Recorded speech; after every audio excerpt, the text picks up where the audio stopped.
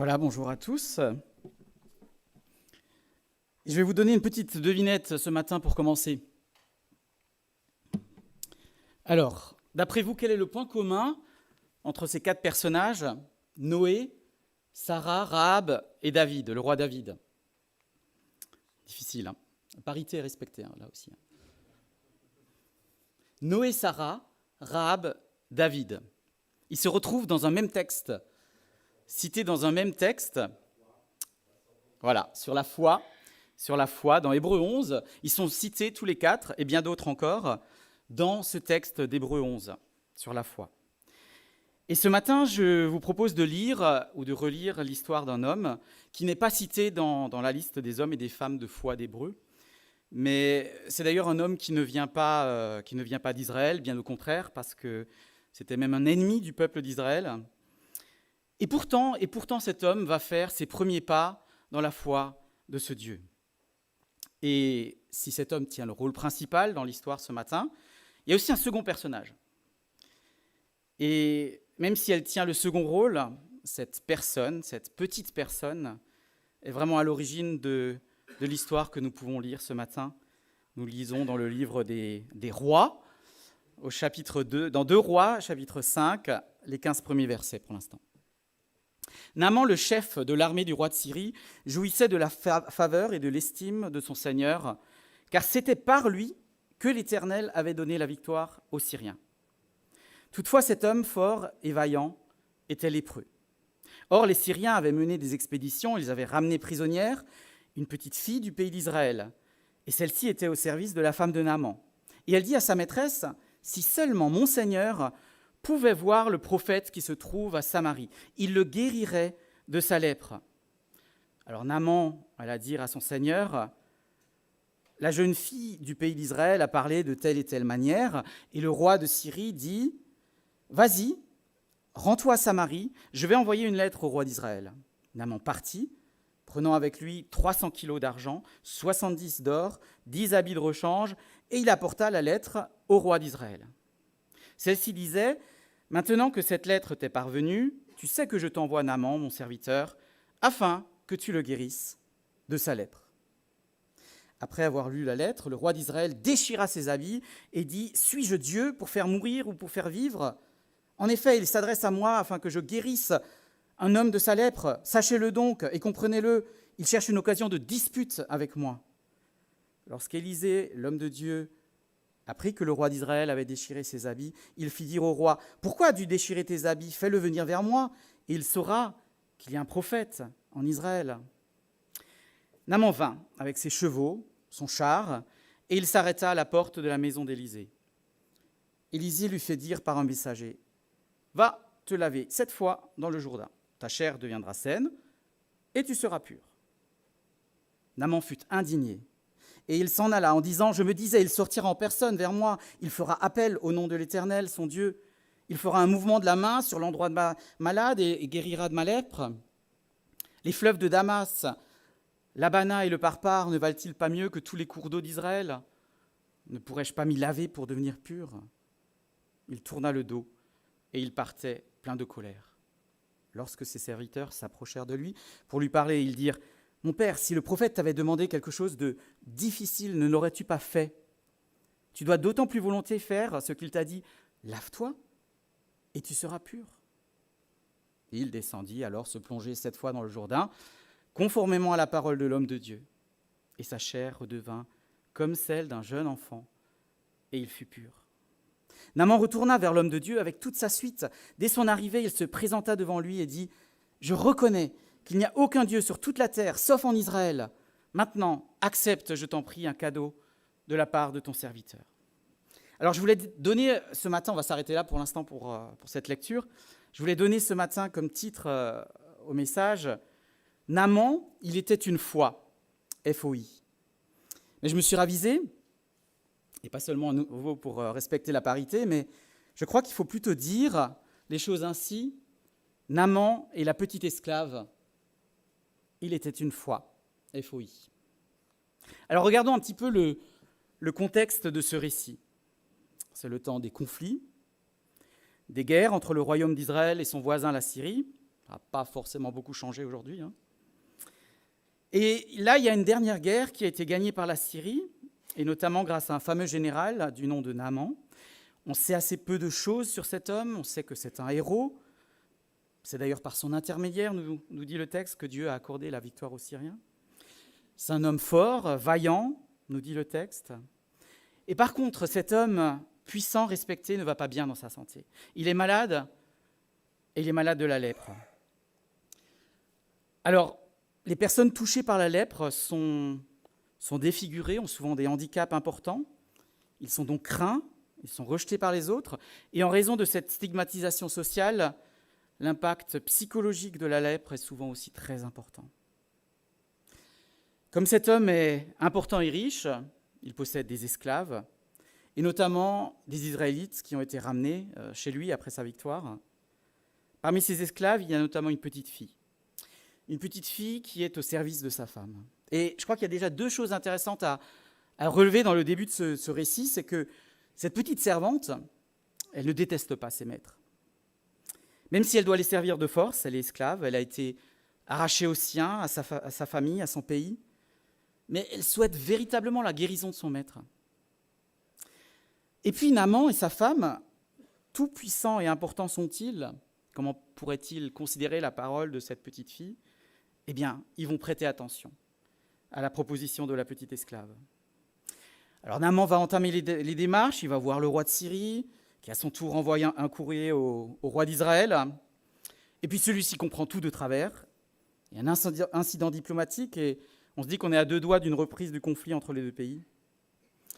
Mais heureusement, il y avait Élisée qui était le prophète de Dieu, et qui avait, semble-t-il, des informateurs bien placés au palais du roi d'Israël. Et il va prendre l'initiative de faire venir ce général, de faire venir Naaman chez lui.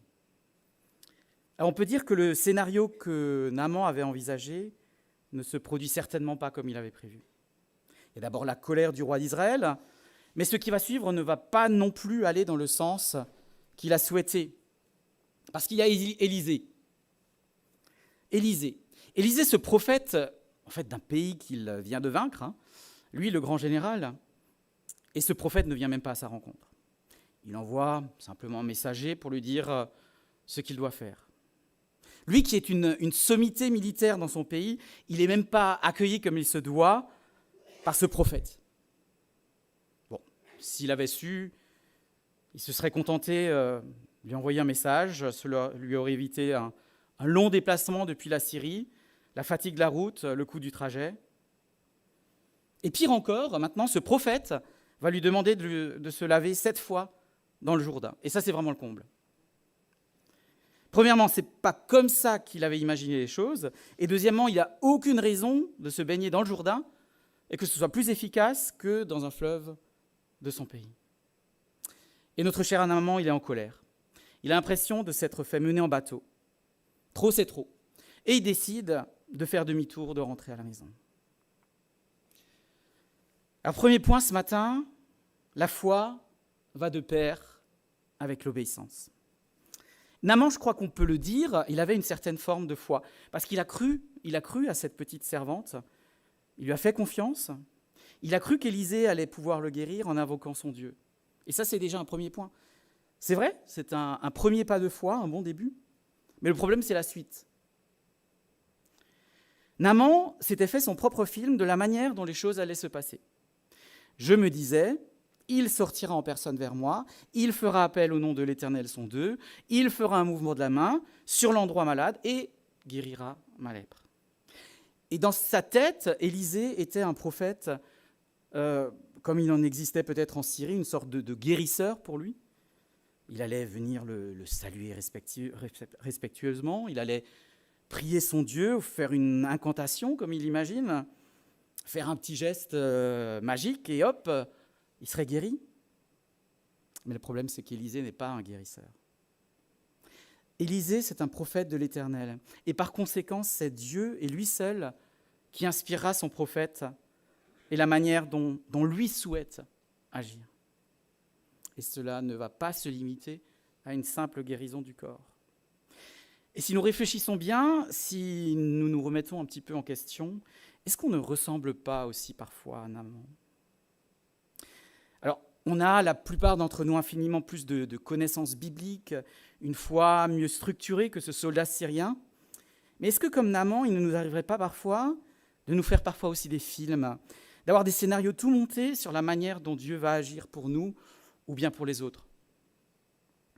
Naaman imagine la façon dont les choses allaient se passer. Il n'y a pas de mal à cela. Dieu aurait très bien pu agir de cette façon-là. Pourquoi pas ? C'est vrai, Jésus a simplement touché des malades et ils ont été instantanément guéris. Dieu aurait pu intervenir de cette façon-là. Mais cette fois-ci, dans le cas de Naaman, Dieu n'allait pas agir ainsi. Peut-être bien était-ce aussi pour que Naaman découvre qu'il est vraiment lui, le grand Dieu, et qui n'a pas simplement donné un pouvoir de guérison à son prophète, mais qu'il est totalement libre d'agir de la façon dont lui, il veut agir. Et nous ? Comment vivons-nous notre foi ? Dans quelle attitude sommes-nous pour accepter la façon dont Dieu souhaite intervenir dans nos vies ? Un petit rappel, ça ne fait jamais de mal. Qu'est-ce que la foi ? Qu'est-ce que la foi ? Hébreux 11, au verset 1, nous donne une bonne définition. J'ai pris la version parole vivante. Qu'est-ce que la foi ? Qu'est-ce que la foi ? C'est une ferme confiance dans la réalisation de ce qu'on espère. C'est une manière de le posséder déjà par avance. Croire, c'est être absolument certain de la réalité de ce qu'on ne voit pas. Une ferme confiance dans la réalisation de ce qu'on espère. George Muller, le célèbre évangéliste du XIXe siècle qui s'est occupé de plus de 10 000 orphelins en les sortant de la misère et qui, dans son ministère, mettait vraiment concrètement en pratique sa foi, a dit « La foi est l'assurance de ce que Dieu dit la foi est l'assurance que ce que Dieu a dit dans sa parole est vrai et que Dieu agira selon ce qu'il a dit dans sa parole. La foi n'est pas une question d'impression, ni de probabilité, ni d'apparence. La foi n'est pas une question d'impression, de probabilité, d'apparence. » C'est vrai, la foi, c'est être convaincu que Dieu peut agir dans toutes les circonstances, même dans celles qui sont les plus complexes. Mais le pendant de la foi, ce qui accompagne la foi, c'est l'obéissance. Ça commence par dire à Dieu, oui, je crois en toi, je crois en tes promesses, je crois en ton pouvoir de changer les choses. C'est déjà une première étape et elle n'est pas forcément facile, mais la seconde n'est pas plus facile non plus. La seconde, c'est l'obéissance. Être prêt à se soumettre à Dieu, à sa volonté, à la façon dont il va agir, ou ne pas agir, du moins pas dans l'immédiat et de la manière que nous avions envisagée. Dieu est souverain, et c'est à lui et lui seul qu'appartient la manière d'agir dans nos vies. Et notre rôle à nous, c'est de nous placer dans une attitude d'obéissance, pas dans une attitude de résistance, d'opposition, de revendication, de rejet d'un chemin qui ne serait pas celui que nous avions prévu ou souhaité. Et la foi, c'est important de le rappeler, la foi, ce n'est pas le petit coup de pouce divin à la réalisation de nos souhaits, même si ces souhaits seraient légitimes. Quelqu'un a dit, la foi ne consiste pas à demander à Dieu d'arrêter la tempête. La foi consiste à faire confiance à Dieu pour nous aider à traverser la tempête. Mes voies ne sont pas vos voies, mes pensées ne sont pas vos pensées, dit l'Éternel. C'est un texte d'Ésaïe 55.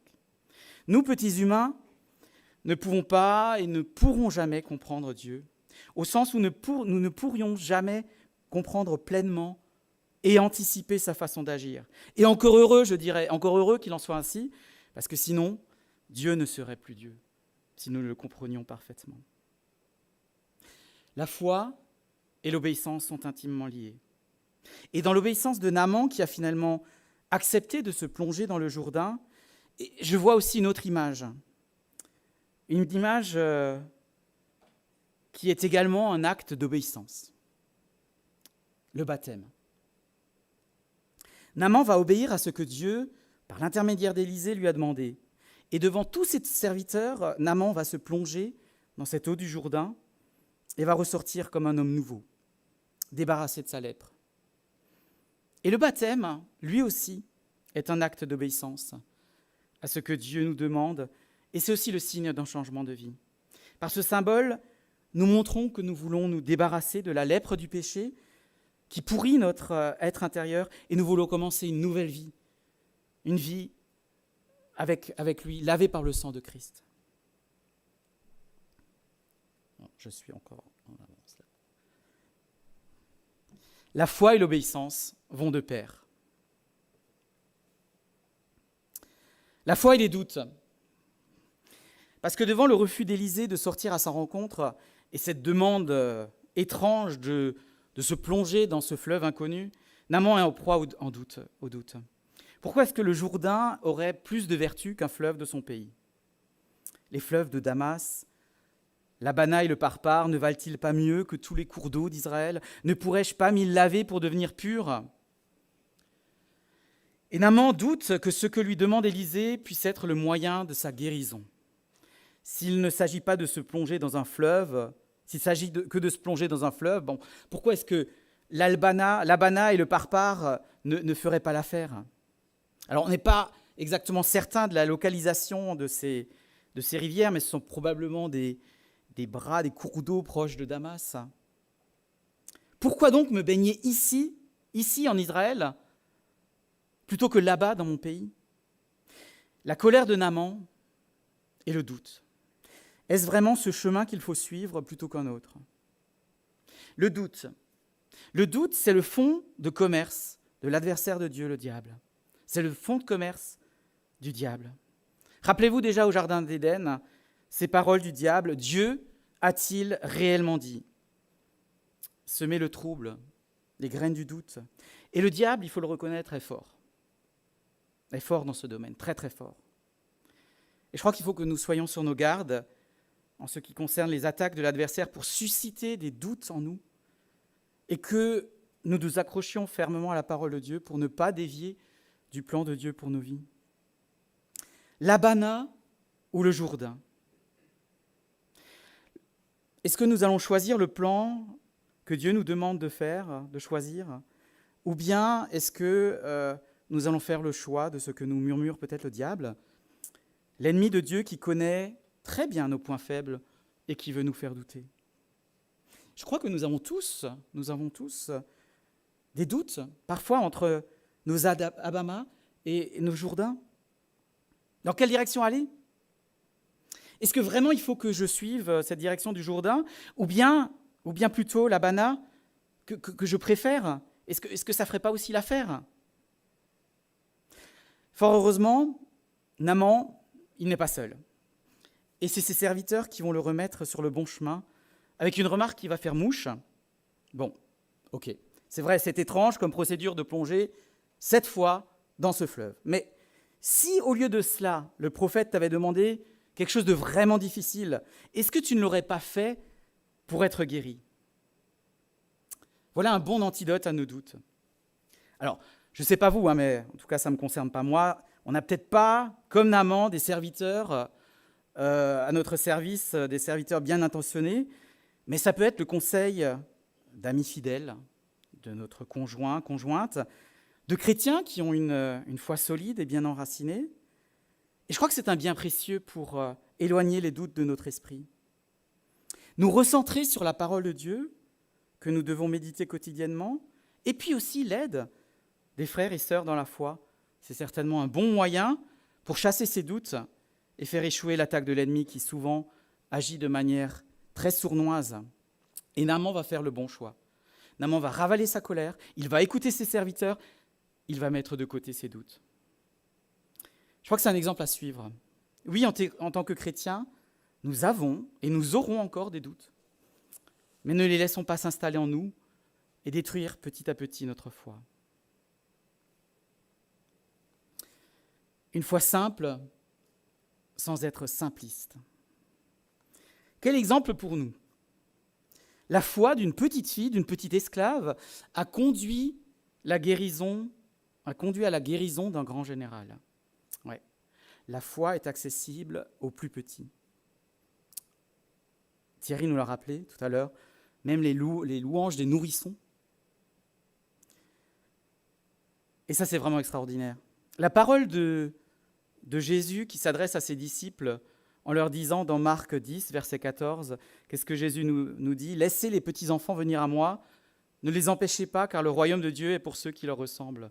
Je vous le dis en vérité, celui qui n'accueille pas le royaume de Dieu comme un petit enfant n'y rentrera pas. » L'accès à la foi, la compréhension simple de ce qu'est la foi et du royaume de Dieu, cet accès-là est possible même aux petits-enfants. Et ça, je trouve, c'est absolument extraordinaire. Pourquoi ? Parce que ça signifie que n'importe qui, quel que soit son niveau intellectuel, sa position sociale, son niveau d'études, ses diplômes ou pas, chacun peut avoir accès au royaume de Dieu. Chacun peut croire. Chacun peut faire une démarche de foi. Et ça signifie aussi que moi, en tant qu'adulte, je vais m'adapter aux plus jeunes, mais aussi aux personnes qui sont peut-être plus jeunes dans la foi, moins cultivées, pour que ce que je veux leur transmettre de l'Évangile leur soit aussi accessible. Jésus, il avait un emploi du temps certainement pire que celui d'un ministre. Il avait tant à faire pendant son court passage sur terre. Eh bien, il a pris le temps de mettre de côté les adultes pour s'occuper des enfants. Et il ne s'est d'ailleurs pas gêné de dire à ces adultes qu'il ferait bien de leur ressembler. Et c'est pour ça que je ne suis pas d'accord quand j'entends parler des enfants, parfois, comme étant l'Église future, l'Église de demain. Les enfants, les préados, les ados, les adultes, les seniors, tous sans exception constituent l'Église d'aujourd'hui, pas celle de demain, déjà l'Église d'aujourd'hui.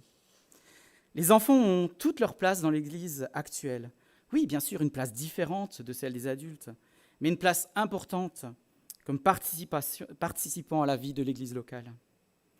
Oui, les personnes qui sont aussi engagées à la garderie, les moniteurs d'école du dimanche, les animateurs des préados, du groupe de jeunes, ont un rôle et une place capitale aussi dans l'Église, comme ceux qui viennent enseigner les adultes devant ce pupitre chaque dimanche. Jamais notre grand général Naaman n'aurait été guéri de sa lèpre si une toute petite fille n'avait été enseignée dans son pays qu'il y avait un prophète et que Dieu agissait puissamment à travers lui. Croire en Dieu, croire en ses promesses, croire que ce que dit la Bible est vrai, c'est possible, même pour un enfant. L'accès à la foi est simple, il n'y a pas de rite d'initiation à accomplir, des démarches longues, complexes, avant d'être accepté dans la famille de Dieu. La foi peut donc être simple comme celle d'un petit enfant.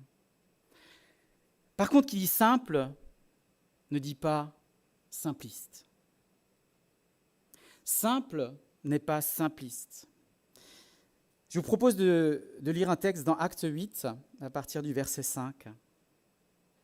Philippe descendit dans la ville de Samarie et y prêcha le Christ. Les foules tout entières étaient attentives à ce que disait Philippe, lorsqu'elles apprirent et virent les signes miraculeux qu'il accomplissait.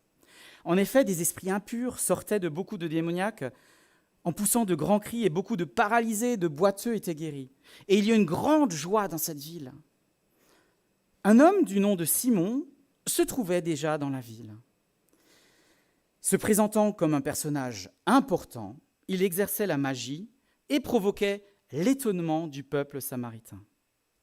Tous, du plus petit jusqu'au plus grand, l'écoutaient attentivement et disaient « Cet homme est la puissance de Dieu, celle qui s'appelle la grande ». Ils l'écoutaient attentivement parce qu'il les avait depuis longtemps étonnés par ses actes de magie.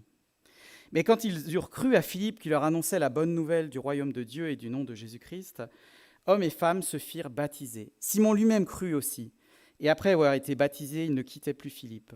Il voyait avec étonnement les grands miracles et signes qui s'accomplissaient. Les apôtres qui étaient à Jérusalem apprirent que les habitants de la Syrie avaient fait bon accueil à la parole de Dieu, et ils leur envoyèrent Pierre et Jean. Ceux-ci descendirent et prièrent pour eux afin qu'ils reçoivent le Saint-Esprit. En effet, ils n'étaient pas encore descendus sur aucun d'eux, ils avaient seulement été baptisés au nom du Seigneur Jésus. Alors Pierre et Jean posèrent les mains sur eux et ils reçurent le Saint-Esprit. Voyant que l'Esprit Saint était donné lorsque les apôtres posaient les mains sur les gens, Simon leur offrit de l'argent en disant « Accordez-moi aussi ce pouvoir afin que celui sur lequel je poserai les mains reçoive le Saint-Esprit. » Mais Pierre lui dit, « Que ton argent soit perdu avec toi, puisque tu as cru que le don de Dieu s'achète à prix d'argent. Tu n'as ni part ni héritage dans cette affaire, car ton cœur n'est pas droit devant Dieu. Renonce donc à ta méchanceté, prie le Seigneur pour que cette pensée de ton cœur te soit pardonnée, si c'est possible. En effet, je vois que tu es rempli d'amertume et prisonnier du mal. » Simon répondit, « Priez vous-même le Seigneur pour moi, afin qu'il ne m'arrive rien de ce que vous avez dit. » Alors, on a ici dans ce texte un homme qui s'appelle Simon, et ce texte nous dit qu'il était magicien. Et visiblement, ses actes de magie l'avaient rendu célèbre, puisqu'il est dit dans le texte qu'il était devenu un personnage important et qu'il avait, comme on dirait aujourd'hui, de nombreux followers. C'était un grand magicien, connu, reconnu. Mais c'est là que Philippe arrive.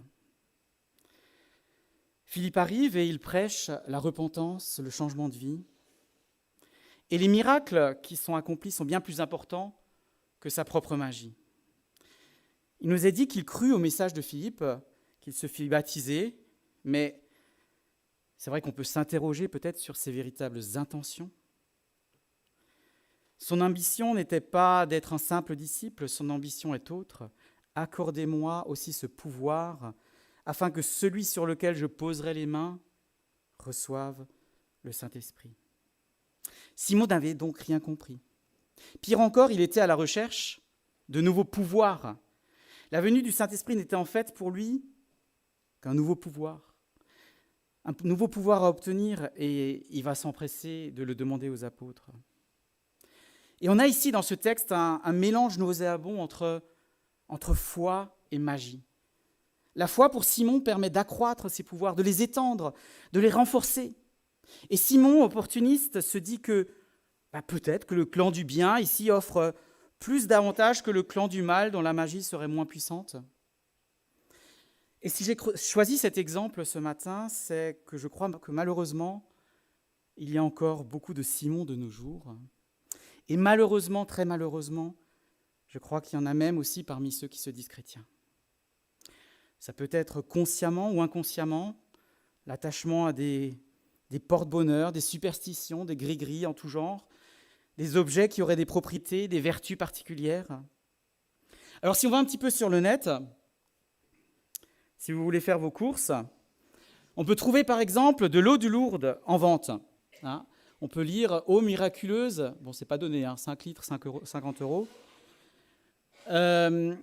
6 avis positifs quand même. Et si on va sur Internet, sur le site du Rosaire de Lourdes, on peut notamment y voir l'avis de médecins sur cette eau qui aurait des vertus particulières. Une rhumatologue américaine qui fait remarquer qu'un lieu comme les sanctuaires, imprégné d'émotions, de compassion, ne peut manquer d'avoir un effet bénéfique sur le cerveau et sur le système immunitaire. Cela peut avoir un rôle sur la guérison des malades, je la cite. Alors vous allez me dire, ok, bon, ça c'est l'eau de Lourdes, ça c'est pour les cathos, mais nous on n'est pas concernés par ces croyances, nous on est des bons petits chrétiens évangéliques. Moi je crois que chez les chrétiens évangéliques aussi, on a peut-être des choses à revoir. Et je crois qu'on peut par exemple aussi attribuer parfois des pouvoirs, entre guillemets, magiques à la foi, en cherchant à utiliser des pouvoirs que celle-ci nous donnerait. Le pouvoir de ne pas tomber malade, par exemple, en plein milieu d'une épidémie, toute ressemblance avec une situation qui s'est produite récemment est purement fortuite, bien entendu. Le pouvoir de guérir sur le champ d'une grave maladie, le pouvoir d'être exaucé pour sûr par le Seigneur parce qu'on est convaincu que Dieu nous l'a promis. Attention qu'on se comprenne bien, je ne parle pas ici de l'intervention divine à travers des miracles qui ont existé et qui existent encore de nos jours et qui sont une manifestation de la puissance, de la gloire de Dieu. Moi, je parle ici d'une croyance simpliste qui se résumerait à dire que foi réelle et authentique égale automatiquement miracle et pouvoir de guérison.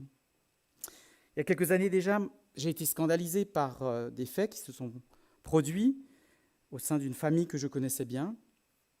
Une jeune dame de grande valeur, extrêmement appréciée, était atteinte d'un cancer. Elle venait de se marier, elle venait d'adopter avec son mari un jeune enfant dans une démarche de foi parce que Même si elle savait qu'elle était gravement malade, voilà, il voulait s'inscrire dans cette démarche de foi. Et puis, après quelque temps, elle est décédée. Elle est décédée. Et certains chrétiens qui étaient convaincus, mais absolument convaincus qu'elle allait revenir à la vie, et que Dieu allait ainsi se servir de cela pour manifester sa puissance, ont entreposé un bon moment sa dépouille dans une cave, refusant de l'enterrer. Dieu peut, mais Dieu permet ou ne permet pas ceci ou cela. Et par la foi, nous n'acquérons pas automatiquement des pouvoirs surnaturels qui nous permettent de régler tel ou tel problème. C'est Dieu, et c'est lui seul qui détient ce pouvoir et qui agit ou n'agit pas comme bon lui semble. Et moi, ça me heurte quand si souvent j'ai l'impression que la foi proclamée de certains chrétiens, au lieu d'être simple et fondée sur la parole de Dieu, devient en quelque sorte simpliste. Parce que cette foi n'est plus fondée uniquement sur la parole de Dieu, mais sur la base d'une croyance construite sur un raisonnement humain, par une recherche à tout prix de l'extraordinaire, du surnaturel. Parce que l'extraordinaire attire, l'extraordinaire fascine, le surnaturel fascine. Et malheureusement, parfois, c'est ce qui est recherché en premier lieu. Et puis ce serait même, à en croire certains chrétiens, la marque de la vraie foi, de l'onction divine. Oui, c'est vrai, nous avons un Dieu extraordinaire. Nous avons un Dieu extraordinaire, capable de très grands miracles. Mais la vie de foi au quotidien se vit souvent à travers des actes très ordinaires. Ma vie en tant que chrétien n'est pas toujours extraordinaire. Je suis reconnaissant au Seigneur pour les bienfaits qu'il m'accorde dans cette vie, et je suis certain que je ne suis pas le seul. Mais par moments, cette vie, elle est difficile, elle est laborieuse. Et même si je sais que Dieu est à mes côtés, qu'il me soutient, qu'il m'accompagne jour après jour. Et Jésus ne disait d'ailleurs pas le contraire. Dans Matthieu 8, les renards ont des tanières et les oiseaux du ciel ont des nids, mais le Fils de l'homme n'a pas où reposer sa tête. L'écrivain et théologien baptiste John Piper a dit « Si l'amour de Dieu pour ses enfants devait se mesurer à leur santé, à leur bien, à leur confort dans cette vie, cela voudrait dire que Dieu haïssait l'apôtre Paul. » Paul, le grand apôtre Paul, n'a pas eu de vie incroyable, extraordinaire. Alors je crois qu'il ne faut pas s'attendre, désolé, il ne faut pas s'attendre à avoir des choses différentes, à vivre des choses différentes, si nous suivons Christ. Et j'ai déjà dit une fois un jour dans une prédication, mais je le redis encore ce matin, nous chantons parfois certains chants qui, à mon sens, sont bibliquement très, très limites, pour ne pas dire plus. Par exemple, un chant bien connu, Mon Dieu est si bon, c'est le Gemme 133, ce chant qui dit « Avec mon Dieu, tu sais, tout ira bien. » Ouais, tout ira bien. Bon. Moi, je ne peux pas chanter cela dans ma vie chrétienne. Tout ne va pas toujours bien. Alors attention à ne pas faire non plus de la publicité mensongère quand on chante ce chant en présence de non-chrétiens qui découvrent la foi, la vie chrétienne. Christ ne nous a jamais, ou alors vous me trouvez le texte, Christ ne nous a jamais promis une vie où tout ira parfaitement bien. Au contraire, Jésus nous dit, vous aurez des tribulations, vous aurez des problèmes, des soucis, mais prenez courage, j'ai vaincu le monde. Et moi je repense souvent à ce texte où Dieu parle à Élie au mont Horeb. Élie qui n'allait pas très bien, et Dieu qui vient le visiter. Mais Dieu n'était pas dans le feu, Dieu n'était pas dans le tremblement de terre, Dieu n'était pas dans le vent fort. Dieu était dans cette petite bise, dans ce murmure doux et léger. Alors c'est vrai, la manifestation de la foi peut parfois être aussi puissante que le feu, que le vent fort, mais je crois qu'elle se manifeste souvent par une petite bise douce que Dieu fait souffler sur nos vies. Et je peux rendre témoignage que dans ma vie, j'ai été accompagné sur ma route d'hommes, de femmes de foi, des exemples de foi parfois simples, mais sincères et solidement ancrés dans le Seigneur. Une foi qui se vit au quotidien, dans les bons et les mauvais jours, une foi qui est constante, parce qu'elle s'est construite sur un Seigneur et Sauveur de qui tout dépend et qui ne change pas. Alors, veillons à garder le cap et à ne pas nous laisser entraîner par des raisonnements simplistes qui nous éloigneraient d'une foi simple, mais solide, car centrée sur Christ. Paul nous encourage dans ce sens à être simples, mais pas simplets, je pense que vous l'aurez reconnu. Ainsi, nous ne serons plus de petits enfants, ballottés, emportés par tout vent de doctrine, par la ruse des hommes et leur habileté dans les manœuvres d'égarement. Mais en disant la vérité dans l'amour, nous grandirons à tout point de vue vers celui qui est la tête, Christ. Je n'ai pas lu tout à l'heure la fin du récit de Naaman, mais je vais le faire maintenant parce qu'il est aussi intéressant pour notre vie de foi. Naaman est guéri. Et maintenant, il s'en retourne voir Élisée. Et il va lui proposer un cadeau pour le remercier. Au verset 16, on lit « Élisée répondit, « L'Éternel dont je suis le serviteur est vivant, je n'accepterai rien. » Naaman insista pour qu'il accepte, mais il refusa. Alors Naaman dit « Puisque tu refuses, permets que l'on me donne de la terre d'ici, à moi ton serviteur. Qu'on m'en donne l'équivalent de la charge de 2 mulets, car moi, ton serviteur, je ne veux plus offrir ni holocauste, ni sacrifice à d'autres dieux qu'à Israël. Cependant, que l'Éternel veuille pardonner ceci à ton serviteur, quand mon Seigneur entre dans le temple de Rimmon pour s'y prosterner, et il s'appuie sur ma main, et je m'y prosterne aussi. Que l'Éternel veuille bien me pardonner, à moi, ton serviteur, lorsque je me prosternerai dans le temple de Rimmon. » Naaman est guéri.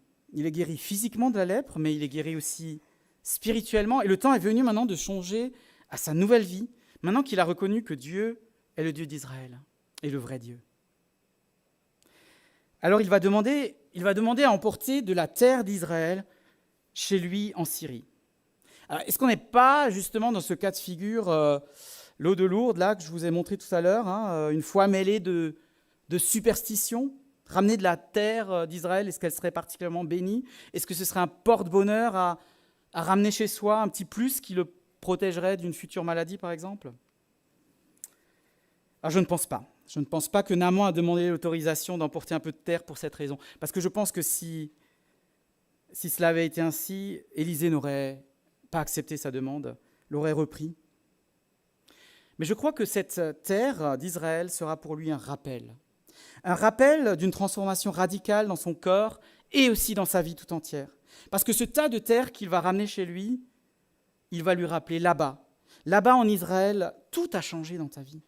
Tu as été guéri et tu as reconnu que l'Éternel est le seul vrai Dieu.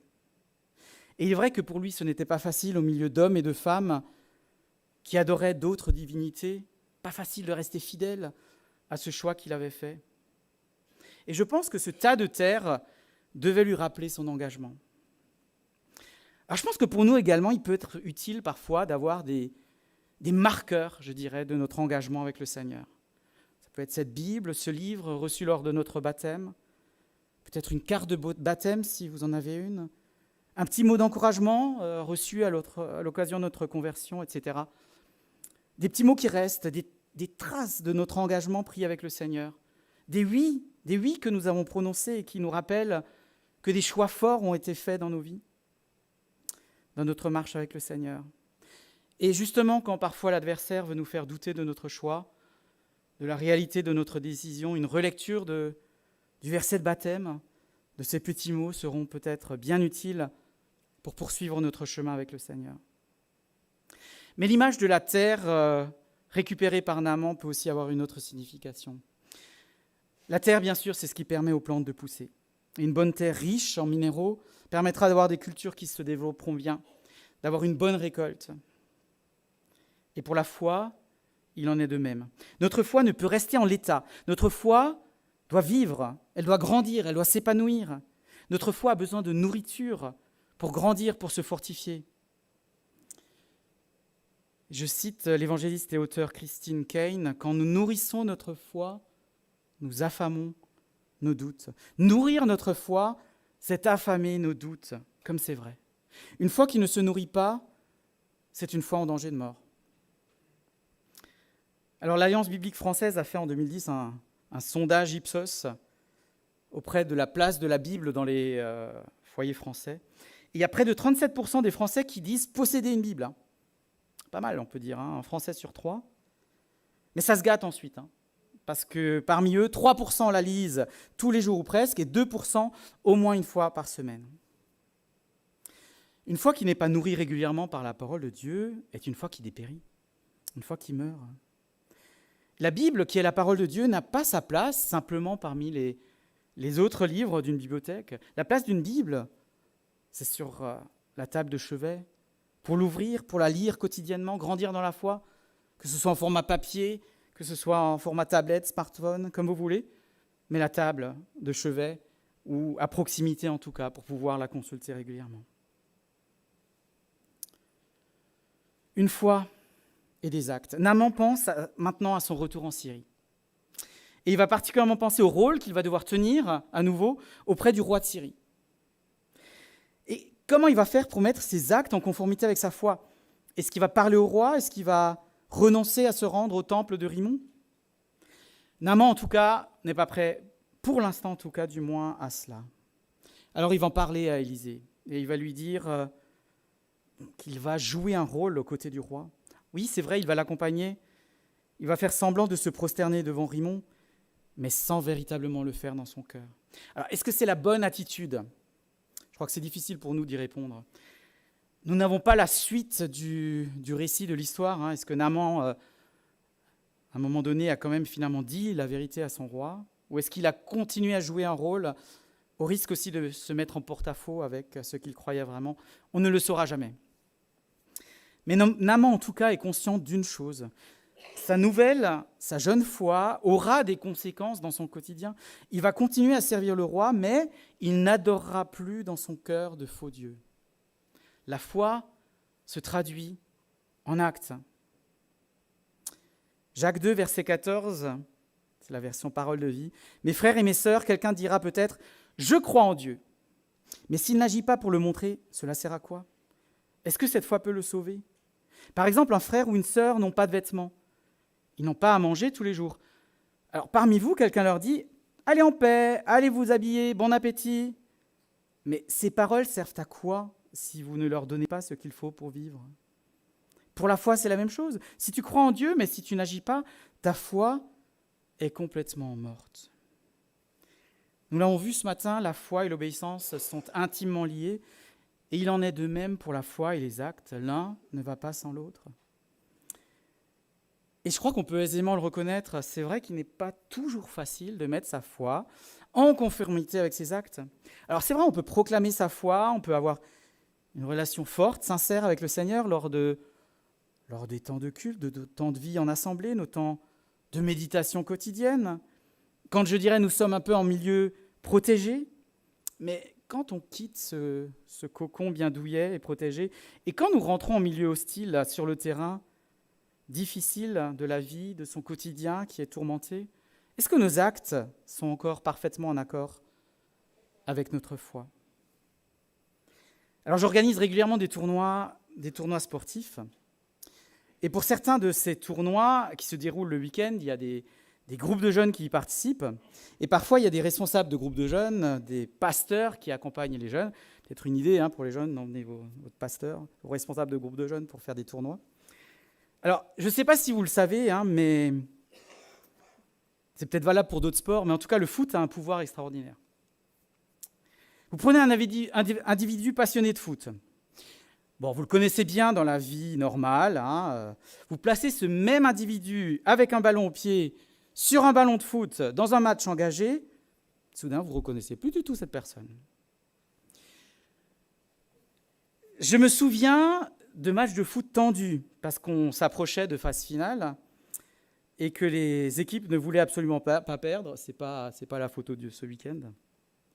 Mais je me rappelle notamment d'un pasteur, un homme de Dieu, je tairai son nom, homme de Dieu fort sympathique, mais qui, sur le terrain, une fois le match engagé, se transformait en un tout autre personnage, bien moins sympathique, bien moins objectif dans ses jugements pour les fautes, bien plus rugueux, agressif avec les joueurs d'en face. Et alors, lors de ces week-ends, on organise systématiquement un culte le dimanche matin. Et combien de fois, lors de ce culte, j'ai entendu des joueurs, des chrétiens nés de nouveau, qui s'excusaient pour leur attitude peu aimable la veille sur le terrain. La foi et la mise en pratique de la foi par des actes, c'est difficile, comme c'est difficile. Et comme c'est difficile, Je crois que nous devons sans arrêt demander aussi pardon à Dieu quand nos actes, et nos paroles aussi d'ailleurs, ne sont plus en accord avec cette foi que nous proclamons. Et je crois que nous devons être d'autant plus vigilants que nos amis, nos collègues de travail, notre entourage nous observent et pointent parfois justement là où ça fait mal, quand on est en décalage entre nos discours et la réalité de nos actes et de notre comportement. Alors en conclusion, je dirais que j'aime beaucoup cette histoire de Naaman et de la petite esclave que nous avons explorée ce matin. La foi simple mais efficace de cette petite servante, le parcours de Naaman qui doute mais se résigne finalement à obéir, les plongeons dans le Jourdain et cette guérison miraculeuse, extérieure mais surtout intérieure. Je crois que ce général syrien nous apprend et nous rappelle bien des choses sur la foi, dans un Dieu que l'on ne comprend peut-être pas, mais qui est digne de confiance en toutes circonstances. Il est et il reste digne de confiance. Je terminerai avec ces paroles de Jérémie. « Voici ce que dit l'Éternel, maudit soit l'homme qui fait confiance à ce qui est humain, qui prend des créatures pour appui et qui détourne son cœur de l'Éternel. Il est pareil à un genévrier dans la plaine. Il ne voit rien venir de bon. Il habite les endroits brûlés du désert, une terre salée, sans habitants. Mais, et le mais il est important, béni soit l'homme qui fait confiance à l'Éternel, qui place son espérance en lui. Il ressemble à un arbre planté près de l'eau et qui étend ses racines vers le cours d'eau. Il ne s'aperçoit pas de la venue de la chaleur et son feuillage reste vert. Lors d'une année de sécheresse, il ne redoute rien et il ne cesse pas de porter du fruit. » Posons-nous sérieusement la question, dans quelle catégorie sommes-nous ? Si c'est dans la première, si c'est en l'homme que nous plaçons notre confiance, nous sommes en danger. Si par contre c'est dans la seconde catégorie que nous nous trouvons, si nous sommes profondément enracinés en l'Éternel, comme l'image de cet arbre qui ne craint pas la sécheresse, alors nous sommes en sécurité. Car nous serons dans les bonnes mains de notre Père Céleste qui veillera sur nous, qui veillera sur notre vie, quels que soient les aléas que nous traversons et que nous allons encore traverser, que ces aléas soient bons ou moins bons. De quel côté nous plaçons-nous ?